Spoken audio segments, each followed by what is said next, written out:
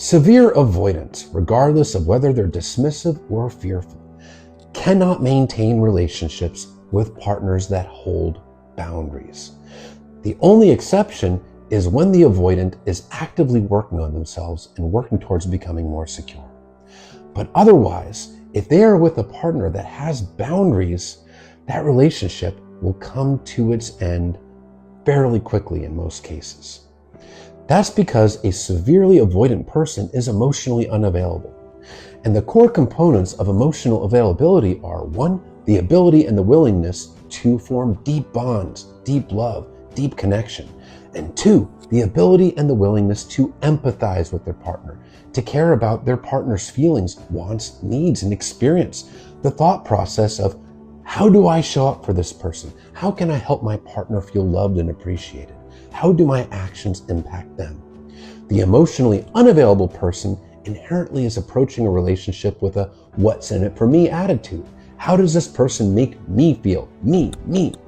What do I get out of it? And your boundaries, which are your limits of what you want, what you don't want, what you need, what you don't need, what you'll tolerate, what you won't tolerate, and your expectations, are generally not going to work for a person that is approaching the relationship solely focused on themselves. This is why your boundaries are so important.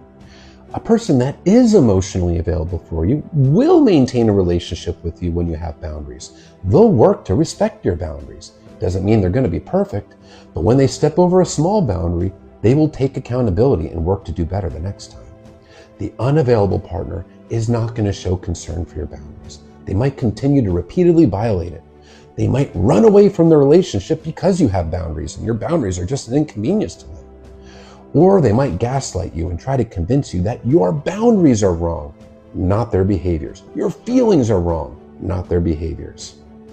And it's the big reveal, because you're going to find out when you hold a boundary if this person is really concerned about you and wants to show up for you, or are they only concerned about themselves? And there's really 2 major reasons why a person doesn't hold boundaries in a relationship.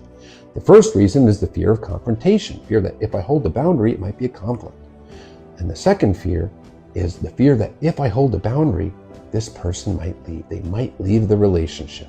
And this is the case with most people that are in a relationship with an avoidant. The fear that if I hold this boundary, they might run away. I might lose them. But if you lose them because you explain your limits, you tell them what works for you, what doesn't work, you tell them what your boundaries are, and they run away because of it, they're telling you that they were never going to show up for you, and they were never concerned about your needs, your feelings, and they were never going to meet your expectations. Most boundaries are really just enforced through communication, saying, hey, this is what works for me, this is what doesn't work. For example, when the avoidant is pulling away, hey, I notice I haven't heard from you in days, and consistency in communication is something that's important to me. If you need space, that's okay, but when I'm not communicated with, I feel like I'm not being considered, and that doesn't work for me. So if consistency in communication is something that you can't do, then this relationship wouldn't work for me.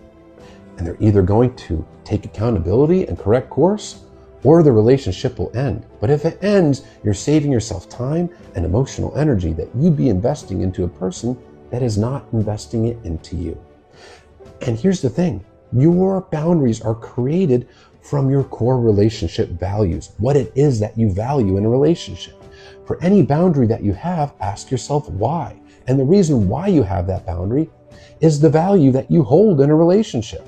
For example, if you value emotional closeness and emotional intimacy, why? Because it forms a deep bond, it creates trust, it creates that deep connection.